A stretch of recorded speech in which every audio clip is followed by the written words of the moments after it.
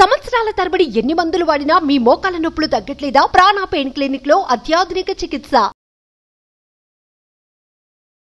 నమస్తే రమగారు. నమస్తే రమగారు, కొన్ని బంధాల నుంచి కొన్ని సమయాల వరకు ఉండాలి. కొన్ని బంధాలతో మనం కొన్ని సమయాల వరకే ఉండాలి. ఆ తర్వాత దాని నుంచి కొంచెం పక్కకు వెళ్ళాలి, కాలాన్ని బట్టి మన వయస్సుని బట్టి. కానీ అలా వెళ్ళలేకపోతామండి. ఎప్పటికీ దాన్నే పట్టుకుంటాం. దాని తర్వాత ఫర్ ఎగ్జాంపుల్ మన పిల్లల కోసం బాగా కష్టపడతాం, సంపాదిస్తాం, కూడబెడతాం, వాళ్ళని పెంచి పెద్ద చేసి ఒక మంచి పరిస్థితుల్లో ఉండేలాగా చూస్తాం. వాళ్ళ పిల్లల గురించి కూడా మనమే ఆలోచిస్తాం.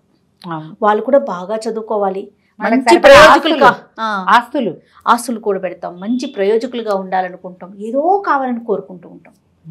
ఇంకా మనం ఎప్పుడు సుఖంగా ఉండేది, మన గురించి మనం ఎప్పుడు ఆలోచించేది? అలా అంటే ఏమంటారు తెలుసా? నేను ఒకరితో ఇలా మాట్లాడితే వాళ్ళు సంతోషంగా ఉంటేనే నేను సంతోషంగా ఉంటా, అదే నాకు నిజమైన సుఖం అంటారు. అది కరెక్టేనా? నిజమే. కానీ ఇంకా మన జీవితానికి ఒక భగవంతుడు కృష్ణారామ అనుకోవటం, ముక్తి మోక్షం ఏమీ లేదు, ఏముండదు. కొన్ని జీవితాలు అంతే చేయ. మనవరాళ్ల పెళ్ళిళ్ళు, మనవడు ఇంకా చిన్నపిల్లాడైతే వాడి పెళ్లికి పెట్టబోయే మంగళసూత్రాలు, డైమండ్స్తో మంగళసూత్రాలు, పెళ్ళిళ్ళు చేసుకోరో మనవాళ్ళు మనకు తెలియదు. కానీ వీళ్ళు అట్లా అనుకుంటారు. అంటే తాపత్రయాన్ని వదిలిపెట్టుకోలేకపోవటం చేయ.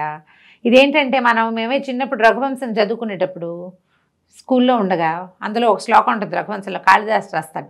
శైశవేభ్యస్త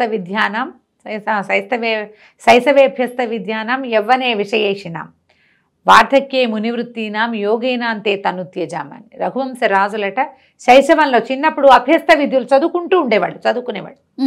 యవ్వనంలో విషయేషణులు, యవ్వనంగా ఉన్నప్పుడు రాజ్యం సంపాదించాలి, ధనం సంపాదించాలి, భార్యతో సుఖంగా ఉండాలి, ఇంకో అమ్మాయిని పెళ్లి చేసుకోవాలి, ఈ వ్యవహారం. వార్ధక్యే మునివృత్తిన, వృద్ధాప్యం వచ్చాక పిల్లాడికి రాజ్యం అప్పచెప్పేసాం, అయిపోయింది, ఇంకా మనం మునిలాగా ఉందామని అడవులకు తరలి వెళ్ళిపోయేవాళ్ళు. అప్పటిదాకా ఇన్ని భోగాలు అనుభవించిన మహారాజులు భార్యను వెంట పెట్టుకుని శుభ్రంగా వెళ్ళి అడవిలో వచ్చిన పర్ణశాలలో తపస్సు చేసుకుంటూ ఆవిడ నీళ్ళు తెచ్చుకుంటూ అనుకుంటూ అంతే. యోగేనా అంతే తనుత్యజాం, చివరికి యోగంతో తనువుని వదిలిపెట్టేవాళ్ళు. ఇంకా చాలు అని అనుకున్నప్పుడు వెళ్ళిపోయేవాళ్ళు. రాజులు చేసేవాళ్ళు అట్లా. అబ్బాయికి రాజ్యం ఇచ్చాక వెళ్ళిపోవటం, వానప్రస్థాశ్రమం స్వీకరించి వెళ్ళిపోవటమే. తర్వాత కాలంలో జమీందారులు వాళ్ళు కూడా అలాగే పెద్ద మగపిల్లలకి అప్పచెప్పాక ఇక దాని మీద అది పోయింది, ఇది వచ్చింది, ఇది చేసింది, అలాంటి వ్యవహారాలు ఏం లేవు. మేము మా తాతగారిని కూడా అలాగే చూసాను చేయాలి. సలహా అడిగితేనే చెప్పేవారు, లేకపోతే ఆయన రామాయణం చదువుకునేవారు. పొలాలు గిలాలు మా నాన్నగారికి అప్పచెప్పేశారు, కాలేజీ ఆయనకి అప్పచెప్పేసి రిలాక్స్డ్గా ఉండేవారు. హాయిగా పుస్తకం రామాయణం చదువుకోవడం కదండి. ఎక్కడైనా మీటింగ్లు ఎవరైనా పిలిస్తే వెళ్ళటం, లేకపోతే రామాయణం చదువుకుంటూ ఉండేవాళ్ళు. అద్భుతం కనపడేది అట్లా. పెద్దవాళ్ళు అలా ఉండేవాళ్ళు. క్రమంగా ఎలా అయిందంటే ఏమిటో ఒక పిచ్చి కింద ఉంటారు. చాలా సంసారం పిల్లల కోడిలాగా గంపలో నిండా పిల్లలు అలా లేదు కదా. ఇప్పుడు ఒక భ్రమగా పిల్లలు కూడా సరిపడేంత సంపాదించాలి. వాళ్ళు సంతోషిస్తారేమో. 3వ తరం నుంచే చెడిపోవటం మొదలెడుతుంది జయ. అవును, డబ్బు ఎక్కువైపోయింది కొందికి, అవకాశాలు ఎక్కువ ఉంటే పిల్లలు పాడైపోతారు. ఎక్కడో ఎన్ని తరాలైనా పిల్లలు పాడు కాకుండా, ఆస్తులు పాడు కాకుండా ఉండేవాళ్ళు చాలా రేరు. బంగారు కొండల రాజ్యాలే కాదు, వాళ్ళ పరిస్థితి జయ. మహా విజయనగర సామ్రాజ్యం ఎట్లా పతనమైందో చూస్తామా మనం? అవును, మన కథల్లో కనిపిస్తుంది, హిస్టరీలో. పెద్ద రాజులే ఎలా అయిపోతారు. క్రమంగా అలాగే అవుతుంది. మన సంగతి మనం చూసుకోవాలి. కొంత మటుకు వచ్చాక వాళ్ళకి అప్పచెప్పి కదా, అది కూడా మనమే సవరించాలి, మనమే ముద్రించాలి, మనమే సరి చేయాలి. ఉండకూడదు. బంధ విముక్తి అనేది ఒకటి ప్రత్యేకంగా పెట్టుకోవాలి. కొంత వయసు వచ్చాక నేను ఇప్పటిదాకా కృష్ణారామ అనుకోలేదు, ఏ తీర్థక్షేత్రం చేయలేదు, చూడలేదు, ఏ దానం ధర్మం చేసుకోలేదు, భాగవతమో రామాయణమో ఇంకోటో చదువుకోలేదు, ఎవరికైనా సహాయం చేయలేదు. నేను కొన్ని ప్లేసెస్ చూస్తా, కొన్ని చదువుకుంటా, కొన్ని నేర్చుకుంటా, కాస్త పెద్దవాళ్ళకి శుశ్రూష చేస్తా, ఎవరో గురువుగారిని ఆశ్రయిస్తా, జపం చేసుకుంటా. అలాంటి ఆలోచన ఉండాలి కదా. ఉండదు. చాలా కష్టం చేయ. ఆ బంధ విముక్తి మీద ఒక కథ ఉంది, చెప్తాను. అవునండి, ఓకే. పూర్వం అంట ఒక మిఠాయి వ్యాపారస్తుడు ఒక ఆయన ఉండేవాడు. ఒకనాడు ఒక సాధువు ఆ దారిని పోతూ ఈ మిఠాయి వ్యాపారస్తుడి కొట్టు దగ్గర ఆగాడు. అయితే అతను చాలా మంచివాడు. 2-3 మగపిల్లలు ఉన్నారు. ఆస్తి స్వాస్తి బాగా ఉంది, మిఠాయి కొట్టు బాగుండేది. ఆయన ఏం చేశాడు, ఈ సాధువుకి 4 మిఠాయిలు చేతిలో పెట్టి ఆయన అవి తిన్నాక తాగటానికి కూడా ఏదో పళ్ళ రసం లాంటిది ఇచ్చి ఆయన సేద తీరేదాకా కూర్చోబెట్టుకున్నాడు కొట్లో వాకిట్లో. ఇంటికి రండి అన్నాడు. వద్దు, నేను ఇట్లా కొట్లో బయటే పడుకుంటాను అని చెప్పాడు. ఆయన ఇళ్లలో రాను, వారి అరుగు మీద పడుకుంటా, నువ్వు కొట్టు మూసేసాక, ఇది సాయంకాలం జరిగింది, కొట్టు మూసేసాక పడుకుంటాను అన్నాడు. అరుగు మీద పడుకుంటానంటే ఇంకా మీకు నేను చేయగలిగే సేవ ఏమైనా ఉందా అని అడిగితే, అయితే ఆయన వస్త్రం ఒకటి తీసేట కప్పుకునేది. ఈ వస్త్రం అంతా చిరుగులు పడిపోయింది, ఇక్కడ ఎక్కడైనా పడుకుంటే దోమలు కుడుతున్నాయి, చలి ఆపట్లేదు, దీన్ని బాగు చేయించి ఇవ్వమన్నాడు. ఆయన ఏం చేశాడు, వెంటనే ఇంటి నుంచి సూది దారం తెప్పించి చక్కగా దాన్ని కుట్టించాడు. చిల్లులు పడింది కదా, అన్ని చోట్ల మాస్కులేసి దుప్పటి రిపేర్ చేసి ఇచ్చాడు. కొత్త దుప్పటి ఇవ్వాల, దుప్పటి రిపేర్ చేసి ఇమ్మని అడిగాడు. ఆయన ఏమడిగితే అది చెయ్యాలి, సాధువు కదా, ఆఫర్ చేయకూడదు. సరే చేసిస్తే ఆయన రాత్రి హాయిగా పడుకున్నాడు అక్కడ. తెల్లవారి ఆయన నిద్ర లేచి కాస్త స్నానం సంధ్య తెమిల్చుకునేసరికల్లా వ్యాపారస్తుడు వచ్చేసాడు. కనపడ్డాడు, దండం పెట్టాడు. నాయన, నీ వల్ల చాలా సుఖంగా నిద్ర గడిచిందోయ్, చాలా సంతోషించా, చాలా రోజుల తర్వాత అంత గాఢమైన నిద్ర పట్టింది, నీ యొక్క భక్తి తత్పరత వల్లే నాకు అంత మంచి నిద్ర పట్టింది, నీకు వైకుంఠ ప్రాప్తిని కలగజేస్తా, నాతో రా, నీకు ముక్తి కల్పిస్తాను నేను అన్నాడు. మోక్షాన్ని, ముక్తిని, వైకుంఠ ప్రాప్తిని కల్పిస్తారు ఎవరైనా? కల్పిస్తానండి సరిగ్గా. ఈయన ఏమన్నాడు, అయ్యా మా పిల్లలు చిన్నపిల్లలండి, ఇంకాను వ్యాపారంలో కుదురుకోలేదు, 8 సంవత్సరాలు గడిచిందా పిల్లల్ని సెటిల్ చేసేస్తా, మీరు మళ్ళీ యాత్రకు బయలుదేరినప్పుడు 8 ఏళ్ళు సమయం ఇవ్వండి నాకు, 8 ఏళ్ళ తర్వాత మీరు ఎక్కడికి పిలిస్తే అక్కడికి వస్తా అన్నాడు. బాగుంది. వెళ్ళిపోయాడు సాధు. 8 సంవత్సరాలు గడిచాయి. 8 ఏళ్లకి మళ్ళీ వచ్చాడు. షాపు అది అభివృద్ధి అయింది. మరి ఇతను కొంచెం కాస్త పెద్దవాడయ్యాడు, పలకరించుకున్నాడు, మిఠాయిలు పెట్టాడు, తిన్నాడు. అబ్బాయి, నీకు వైకుంఠ ప్రాప్తి కలిగిస్తానన్నాను, వస్తావా నాతోటి అన్నాడు. అంటే, అయ్యా అట్లా కాదండి, పిల్లలు పెద్దవాళ్ళు అయ్యి దురభ్యాసాల పాలైపోయారు, ఇప్పుడు ఉన్న పరిస్థితులు వాళ్ళని వదిలేస్తే నా ఇల్లు వాకిలి ఏమైపోతుందో తెలీదు, చెడు సావాసాలు పారినబడ్డారు, ఒక అబ్బాయికి వ్యసనాలు అయిపోయినాయి, ఇంకోటికి సావాసాలు చెడ్డవైపోయినాయి, వాళ్ళని దారిలో పెట్టాలండి, దారిలో పెట్టి వ్యాపారాన్ని అభివృద్ధి చేసి పిల్లల్ని దారిలో పెట్టి పెళ్ళిళ్ళు చేసి అప్పచెప్తాను, పెళ్ళిళ్ళైనా అభ్యాసాలుగానే ఉన్నారు వాళ్ళు అని చెప్పాడు. చెప్పి ఇంకొక 8 ఏళ్ళు సరేనన్నాడు. మళ్ళీ 8 ఏళ్ళకి చంచనగా సాధు వచ్చేసాడు.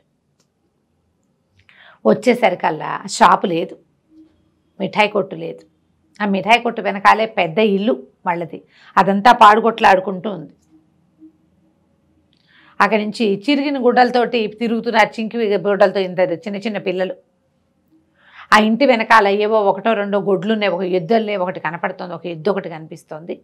బీదగా ఉంది వాళ్ళ పరిస్థితి అంతా. కొట్టయితే లేదు. ఈయన ఏమయ్యా, ఇక్కడ ఒక వ్యాపారస్తుడు ఉండాలి కదా అని ఆ చింకి పిల్లడి గుడ్డల పిల్లవాడిని ఎత్తుకున్న ఒక్కొక్కటిని అడిగాడు. అడిగితే వ్యాపారస్తుడు, మా నాన్నేనండి, మేమిద్దరం అన్నదమ్ములం, మా వ్యాపారం పాడైపోయింది, మా నాన్న చనిపోయాడు, మరి ఈ పాత ఇల్లు అట్లాగే ఇల్లు కూడా పడిపోయిందండి, అట్టగా కాలక్షేపం చేస్తున్నాం, నాకు కొంచెం కాస్త వ్యవసాయం ఉంది వెనకాల చేసుకుంటున్నా, ఈ అవతల మా తమ్ముడికి ఒక 1 ఎకరం పొలం ఉంది, ఇద్దరం కలిసి ఈ ఎద్దుతోటి వ్యవసాయం చేసుకుంటున్నామండి అన్నాడు. ఈయన ఎద్దు కేసు చూశాడు. చూసేసరికి ఆయనకి తెలిసింది ఈ ఎద్దు ఎవరో కాదు, చచ్చిపోయిన వ్యాపారి స్వీట్ కొట్టువాడు ఇలా పుట్టాడు. ఈయన ఏం చేశాడు, ఆ దగ్గరికి వెళ్ళి చేతిలో కమండలం ఉంది, మంత్రజలం చల్లాడు. చల్లేసరికల్లా ఎద్దుకు తెలిసింది పూర్వజన్మ స్మృతి, నీకు వైకుంఠ ప్రాప్తికి నేను ప్రామిస్ చేశాను కదా, నాతో రా, నీకు వైకుంఠ ప్రాప్తి కలిగిస్తానన్నాడు సాధువు. ఈ ఎద్దు రూపంలో ఉన్న వ్యాపారస్తుడు అన్నాడు, అయ్యా పిల్లల్ని ఎట్లా వదిలేనండి, ఇప్పుడు నేనే దిక్కు, నన్ను అడ్డం పెట్టుకుని వ్యాపారం చేసుకుంటున్నారు, నన్ను అడ్డం పెట్టుకున్నారు, ఈ వ్యవసాయం చేస్తున్నారు, నేను కాస్త చచ్చిపోయానంటే వెళ్ళిపోయాను, ఇప్పుడు ఏముంది మీరు తీసుకుపోవడం, నేను చచ్చిపోవటం, వీడు ఎట్లా చేసుకుంటాడు ఈ వ్యవసాయం, వీడు బండి కట్టుకుని ఏదో సామాన్లు మోసి రోజుకో పావలా అర్థ వీడు సంపాదించుకుంటున్నాడు, వీడికి చిన్నవాడికేమో ఒక 1 ఎకరం వ్యవసాయం ఉంది, దానికి కాడి కట్టినప్పుడల్లా నన్నే కట్టుకుంటున్నాడు, నేను లేకపోతే వీళ్ళు ఎట్లా బతుకుతారు, పిల్లలు చూడండి చిన్న పిల్లలండి మా మనవలు, పిల్లలు దురభ్యాసాల వల్ల ఆస్తంతా పాడైపోయింది, క్షమించండి బాబు, మీరు వచ్చినా నేనేమీ చేయలేకపోతున్నానండి అన్నాడు సాధువు. వీడి కర్మానికి మనం ఏం చేస్తామని వెళ్ళిపోయాడు. 8 ఏళ్లకు మళ్ళీ వచ్చాడు, మళ్ళీ రమ్మన్నాడు, మళ్ళా వస్తానన్నాడు. వచ్చేసరికల్లా ఎద్దు లేదు, వీళ్ళ పరిస్థితి ఇంకా అధ్వానంగా ఉంది. వాకిట్లో ఒక కుక్క మాత్రం కట్టేసింది. కుక్క ఈయన సాధువుని చూడగానే విపరీతంగా మొరిగింది. అది మొరిగేసరికల్లా ఏమయ్యా మీ ఎద్దు ఉండాలి కదా, ఏమైంది అని అడిగాడు. ఎద్దు చచ్చిపోయిందండి, మేమే ఎట్టకొట్టా బతుకులు ఏడుస్తున్నాము అన్నారు. ఆ కుక్క అరుస్తుంటే ఈయనకి ఏమనిపించింది, ఈ కుక్క ఎందుకు అరుస్తుంది నన్ను చూసి అని చెప్పి ఆ కుక్క మీద మంత్రజలం చల్లాడు. కుక్కకి స్పృహ వచ్చింది, వ్యాపారస్తుడే కుక్క, ఎదుగా చచ్చిపోయి కుక్కగా పుట్టాడు. ఓకే. పుట్టేసరికల్లా ఏమయ్యా వైకుంఠ ప్రాప్తి తీసుకుంటావా ఇప్పటికైనా అన్నాడు. అయ్యో కనీసం నేను ఇక్కడ ఉంటే నా కొడుకులు ఇద్దరు ఎక్కడోకి వెళ్ళిపోయి కోడళ్ళు పనులు చేసుకుంటున్నారు, పిల్లలకి కాపలా కాస్తున్నానండి నేను, ఇప్పుడు వచ్చేస్తే ఏమైపోతారు వీళ్ళు, అందుకని నేను రాలేను బాబు, నన్ను క్షమించండి, మీరు వైకుంఠం ఇప్పిస్తానన్నా నేను కుక్క బతుకే నా బతుకని ఏడ్చాడు. సరే వీడి కర్మానికి ఆయన వెళ్ళిపోయాడు. మళ్ళీ 8 సంవత్సరాలకు వచ్చాడు, కుక్క లేదు. వీళ్ళు అలాగే దౌర్భాగ్యంగా బతుకులు ఏడుస్తున్నారు. ఈ సాధువుని చూసేసరికి అలా వ్యాపారస్తుడి కొడుకు అనిపించింది. ఏమిటి ఈయన ఎప్పుడొచ్చినా ప్రతిసారి ఇట్లా 8 ఏళ్ళకు ఒకసారి వస్తున్నాడు, అంతకుముందు కూడా నాన్న ఎప్పుడో చెప్పాడు బతుకున్న రోజుల్లో సాధువు ఒక ఆయన వచ్చాడని. ఆ సాధువు ఈ సాధువేనా, ఈయన వచ్చినప్పుడల్లా మన పరిస్థితి ఇంకా అధ్వాన్నం అయిపోతుంది గమనించాడు అని చెప్పి ఆలోచించి తమ్ముని కేకేశాడు. ఒరే ఈ సాధువేరా నేను చెప్పింది, ఈయన మొదటిసారి వచ్చినప్పుడు మనకు ఎద్దుండేది, నాన్న దగ్గరకు వచ్చినప్పుడు వ్యాపారం కూడా ఉండేదనుకుంటా, మనకేమి ఎద్దుంది, రెండోసారి కుక్క ఉంది, ఇప్పుడు కుక్క కూడా లేదు, మనం ఇంకా దిగనాసిలిపోయి అడుక్కు తింటున్నారు రా, మనం అడుక్కుని తింటున్నారు వాళ్ళు, ముష్టెత్తుకునే పరిస్థితి వచ్చింది. పిల్లలు పెద్దవాళ్ళు అయ్యారు, పెద్ద పిల్లలు ముష్టెత్తుకుంటున్నారు, ఇంకా దొంగతనాలే మిగిలినాయి వాళ్ళ బతుకులో. ఈయన వచ్చాకే మన పరిస్థితి ఇట్లా అయింది అనేసరికి ఇద్దరు కలిసి ఆ సాధువుని కొట్టబోయారు. కొట్టపోతే ఆయన అన్నాడు, ఆయన తొందరపడిపోకండి, మీ నాన్న ఇదివరకు పడుకునే ప్లేస్ ఉంది కదా, పడుకునే ప్లేస్ ఉంది, ఆ ఇల్లంతా పాడుకొట్లాడుతూ పాతగా అయిపోయింది, అంతా పడిపోయింది ఓ పక్కన, అందులోనే తలదాచుకుంటున్నారు ఇద్దరు కుటుంబాలతోటి, మీ నాన్న తల ఎక్కడైతే తల పెట్టుకు పడుకునేవాడు అక్కడ తవ్వండి రా అన్నాడు. సరే ఇద్దరు సరే సాధువులు ఏముంటాయో ఏదో వీళ్ళ మాటల్లోని ఒక గుంప పుచ్చుకుని లోపలికి వెళ్ళారు. ఈయన కూడా వాళ్ళ వెనకాల నడిచి వెళ్ళాడు. తండ్రి పడుకునే అరుగు, ఒక అరుగు లాంటిది, అక్కడ పడుకునేవాడు, తలకి దిండు పెట్టుకుని పడుకునే ప్లేస్ ఉంటుంది కదా, ఎక్కడ దిండు పెట్టుకుంటాడో అక్కడ తవ్వటం మొదలుపెట్టారు. బుస్సుమంటూ పెద్ద తాచుపాము వచ్చింది బయటికి. వచ్చేసరికల్లా ఈయన అన్నాడు, వాళ్ళిద్దరు కాస్త చూడు, నువ్వు తవ్వమంటే పాము వచ్చింది, భూమిలో పాము ఉంటావేంటయ్యా, నువ్వేదో మాయమంత్రం చేస్తావు, మమ్మల్ని ఈ రకంగా కూడా బతకనివ్వని ఆయన్ని కొట్టబోయారు. ఆయన అన్నాడు, నన్ను కాదురా పామును కొట్టేయండి, మీ పరిస్థితి బాగుపడుతుంది అన్నాడు. ఆనంగానే ఇద్దరు చెరుకో గుణపంతో దాన్ని దెబ్బలు కొట్టేస్తే చచ్చిపడిపోయింది పాము. ఇంకోసారి తవ్వండి అన్నాడు. ఆ పాము ఒక జాడీని చుట్టుకుని ఉంది, జాడీ మూతలాగా కనపడింది. పామును కొట్టేశాక ఆ జాడీ బయటికి తీస్తే దాని నిండా బంగారు మొహరీలు ఉన్నాయి. ఆశ్చర్యపోయారు, సాధువుకి దండాలు పెట్టారు కుటుంబాలతో సహా. అక్కడి నుంచి మొహరీలు సగం సగం పంచుకున్నారు. ఈయనేం చేశాడు, తన చేతిలో కమండలం ఉందిగా, మంత్రజలాన్ని ఆ పాము మీద జల్లాడు. పాముకి స్పృహ వచ్చింది, బతికింది. అది అప్పుడు తెలుసుకుంది ఆ పాము ఎవరు, నాన్నే. మొదట ఎద్దుగా పుట్టి సహాయం చేశాడు, కుక్కగా పుట్టి కాపలా కాశాడు. వీళ్ళకి సంబంధించిన డబ్బు పోకుండా ఆ పాముగా ఆ డబ్బుకి కాపలాగా ఉన్నాడు. ఏదో ఒక కాపలా, పిల్లల్ని వదల్లేని తను ఎవరి కోసమైతే ఇన్ని జన్మలు ఎత్తాడో వాళ్ళు తన్ని కొట్టి చంపేశారు కల్లా, ఇంతే కదా అనిపించి అప్పుడు వైకుంఠ ప్రాప్తిని తీసుకున్నాడు. ఎక్కడో ఒక చోట వీటిని వదిలిపెట్టాలి, మనవాళ్ళ పెళ్ళిళ్ళు కూడా చూడాల్సిందే, మన కొడుకుల్ని కూడా చూడాల్సిందేనని తాపత్రయపడి సొంతానికి ఒక భగవన్నామాన్ని కూడా చేసుకోకుండా, ఎలాగూ మనం ఇక్కడ చేర్చినవి ఏవి మనం పట్టుకెళ్ళాం, తాపత్రయపడద్దని కాదు, ఎక్కువ పడద్దని, పిల్లల వరకు ఆ పిల్లల వరకు పడండి, పిల్లలు పుట్టే వరకే, తర్వాత మీ పిల్లలు కూడా తండ్రులైపోతారు, తల్లులును, వాళ్ళని పెంచుకొని ఇవ్వాలి, వాళ్ళ ప్రపంచం వాళ్ళని కూడా మనమే సాగి సంతరించాలనుకోవద్దు.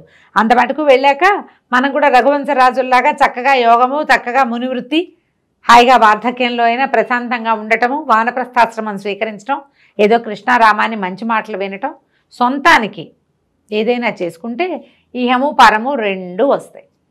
వా, ఎంత బాగుందో రమ్మగారు, ఈ బుక్ ఎక్కడ దొరికిందో కానీ మీకు భలే ఉన్నాయండి, ప్రతి ఒక్కటి ఒక వజ్రమే. నమస్తే రమ్మగారు. నమస్తే. సుమన్ టీవీలో మీ పర్సనల్ అండ్ బిజినెస్ ప్రమోషన్స్ కోసం కింది నెంబర్కి కాంటాక్ట్ చేయండి.